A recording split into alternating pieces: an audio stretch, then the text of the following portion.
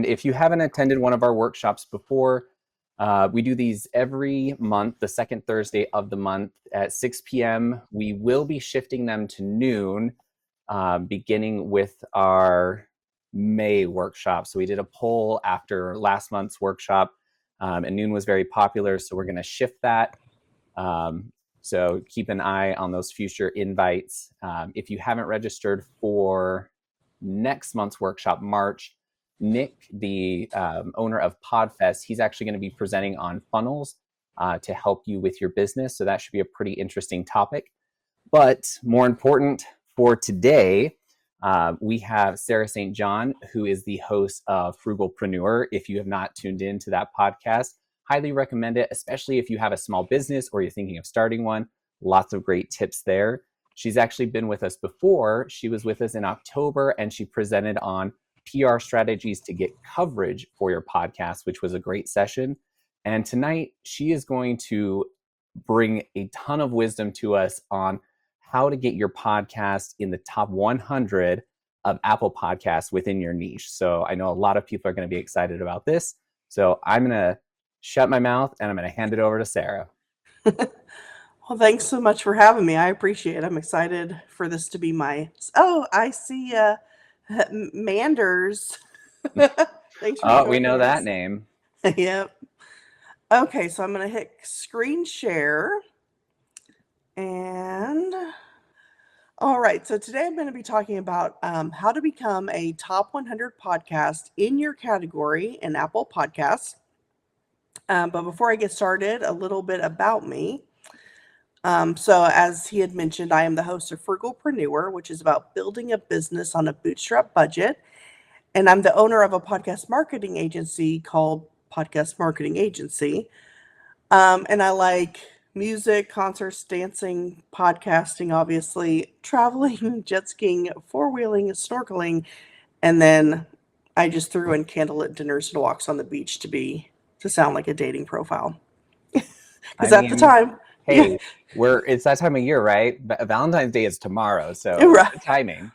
Right. And when I created this presentation, I was single at the time, so I just thought it made sense. But anyway, so a little bit of background. So I'd say it was about a couple years ago now, somewhere around there, where I had noticed that my downloads had drastically grown practically overnight. And it wasn't just like on one episode, it was like several episodes.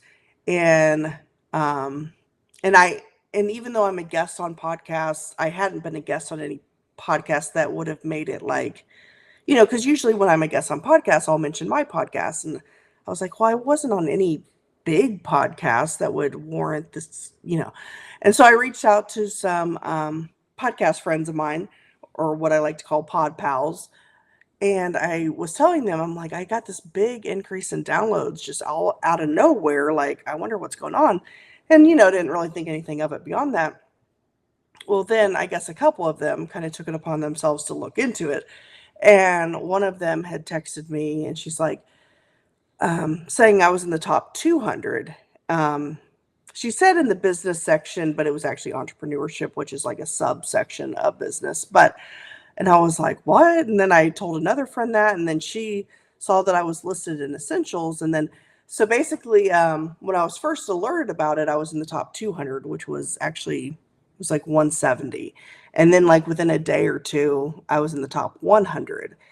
And so I was trying to figure out why that could be. So then I started researching how Apple ranks shows and whatnot. And so that's kind of what this presentation is about.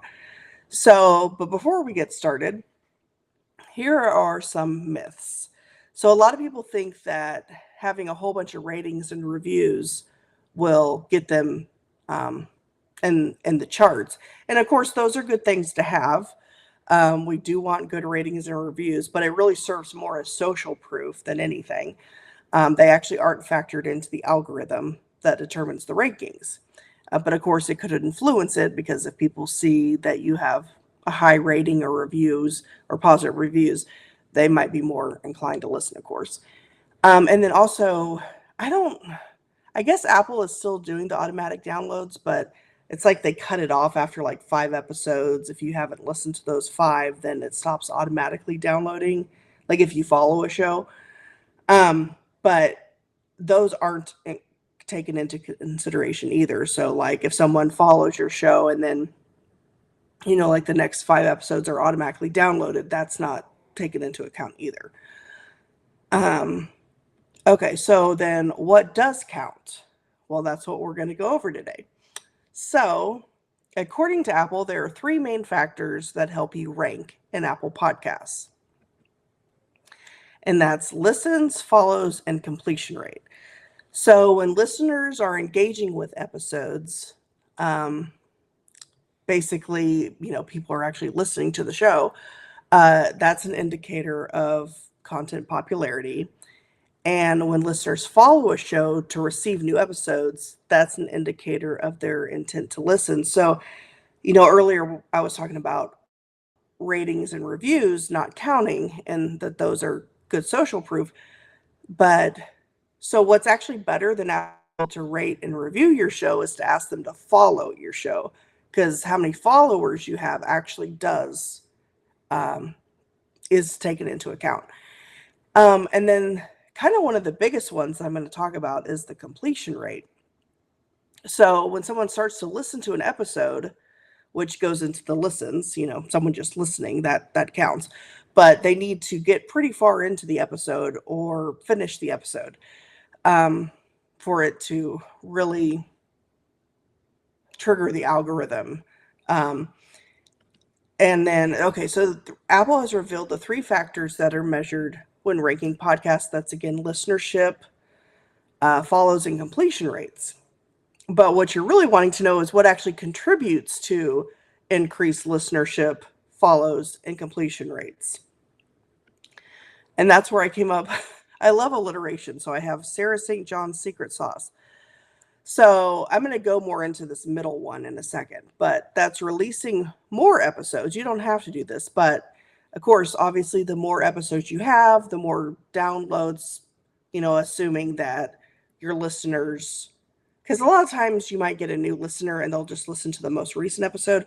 So in this case, that's not relevant.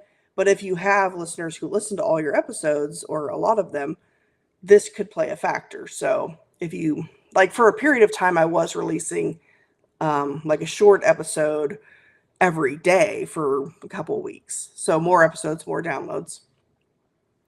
But releasing shorter episodes is really where I saw the big impact.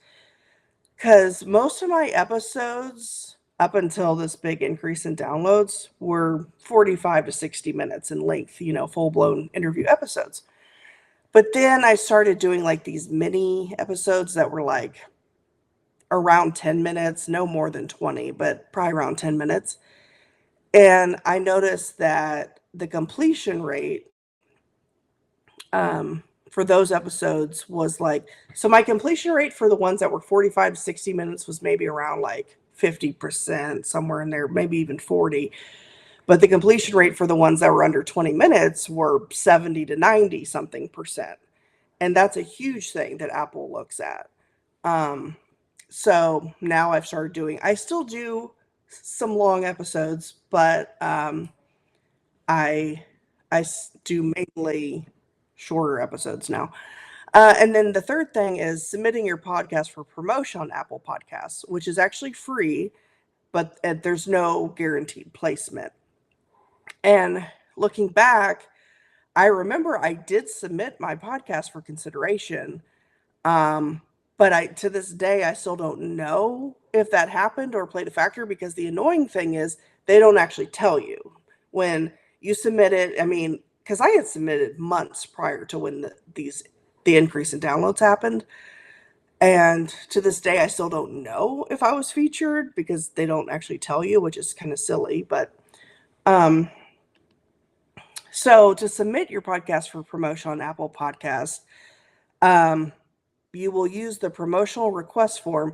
Oh, and by the way, at the end of this little presentation, I have a QR code and a link. So if you want this presentation, and it'll actually have clickable links to all the stuff I'm talking about right here, then like the promotion requests and some different tips and stuff. And then submit eye-catching artwork. Optimize your episode titles. So keeping episode titles brief and episode focused, and keywords. Leaving out episode numbers. What I mean by that is like, say it's episode number 7.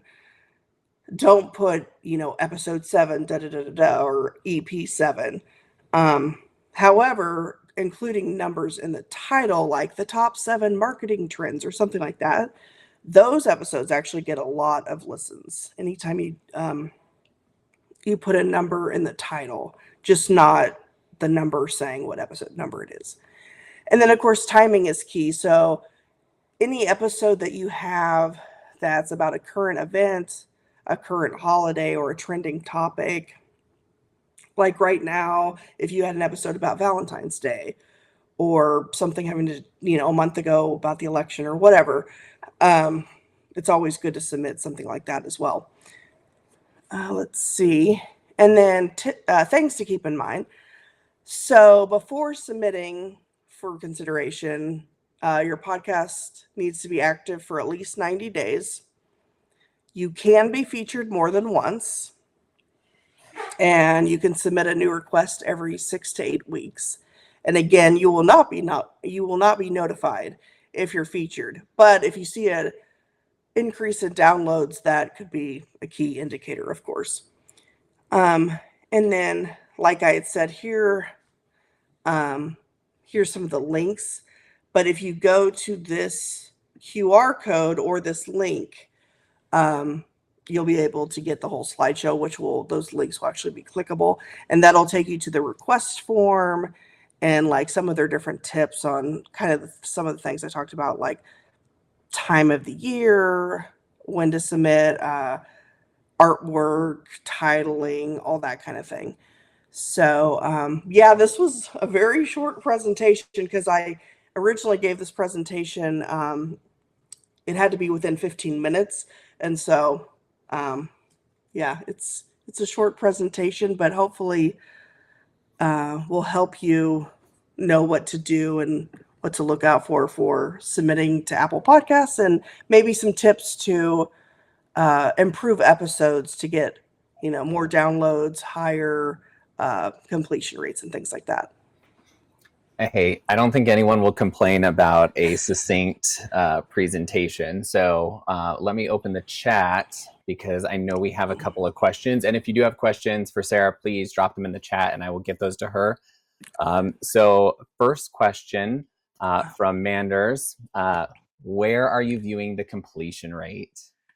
Okay, so that's in Apple Podcast Connect. And I was actually trying to get logged into that before we started so that I could actually screen share that and show you exactly.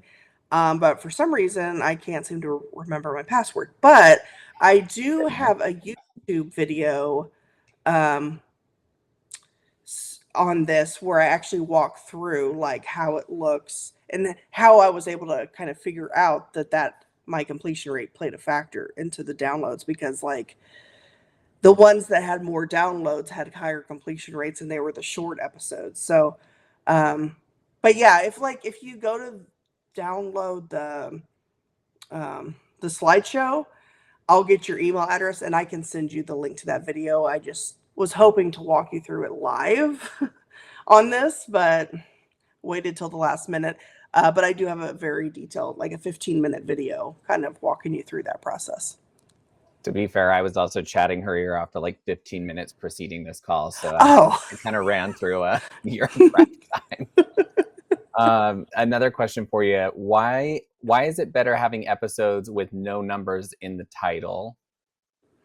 Oh, so that's something that Apple has actually stated. Well, first of all, because it takes up quote unquote real estate space, in that if you say like episode 7 colon and then the name of the episode, it's like when people are scrolling, that's taking up however many characters that you could be using for the title. And I mean, when you click on the episode, like it'll say down there like what episode it is. So there's there's still an episode number assigned to it that you can reference, but like it doesn't need to be actually in the title. Now, if you feel adamant about it, you could just do like EP7, or maybe you could even do the title and then parentheses EP7 or whatever episode it is. But yeah, that's just one recommendation Apple had. Got it. Yeah, I know I'm definitely guilty of that. Another question for you. In the slideshow, is there a link that includes the best place to track your podcast on lists day by day, or is it simply going to be Apple? So it's in the slideshow, it's just Apple, but depending on who your podcast hosting provider is, like Captivate, Buzzsprout, Libsyn, you should be PodOps. able to see PodOps. I don't know why I didn't even think it'd say that. PodOps, sorry. You would be able to track that daily. Awesome. All right. Any other questions for Sarah while you've got her? She is your captive audience at the moment. Just a quick reminder in case anybody logged on a little bit late. If you have not already registered, next month, March 13th, will be our next session. Nick from PodFest will be presenting on creating funnels for your business. So that should be an interesting session. And if you yourself are interested in presenting on a topic that can help other podcasters, please reach out to me at rob@thepodops.com. We are always looking for additional presenters who can share their expertise. Oh, I guess I can stop the screen share. That's all good. Actually, We like to look at ourselves. yeah, I just noticed that. I'll just put it on that just in case anyone had missed it. But yeah, I was like, that's an interesting with everybody's face on one screen. I'm like, oh, I'm still sharing my screen. All right. I think we are good for questions. So, Sarah, any final words of wisdom before we let you go? I mean, it's so okay. I'll say this. It's not just Apple that you can submit for free featured. There's several podcast apps, like Pocket Casts is doing that now. I can't think of off the top of my head, but there are several apps you just or directories or players or whatever. You just can go in and like look and see. Of course, there's paid placement, there's paid this, that, the other thing.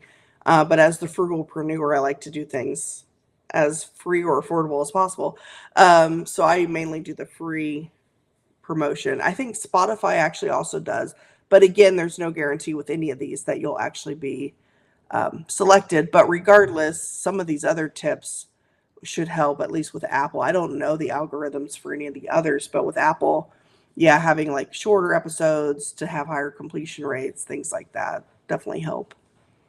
Awesome. Well, we all love freebies. Speaking of that, I'll throw out one more thing. We just put up a download on our site. So if you go to thepodops.com, there's a pop-up. You can grab the email and text marketing quick tips guide that we handed out at PodFest in case you weren't there to get a copy of that. But with that, I will say, Sarah, thank you so much for joining us again. We will share this presentation by tomorrow on YouTube. You can also see Sarah's last presentation, which is already up on YouTube. So if you're looking for some PR coverage tips for your podcast, that's a great one to catch. And we look forward to seeing you all again next month. Thank you for coming. I appreciate it. Thanks, everybody. Have a great night.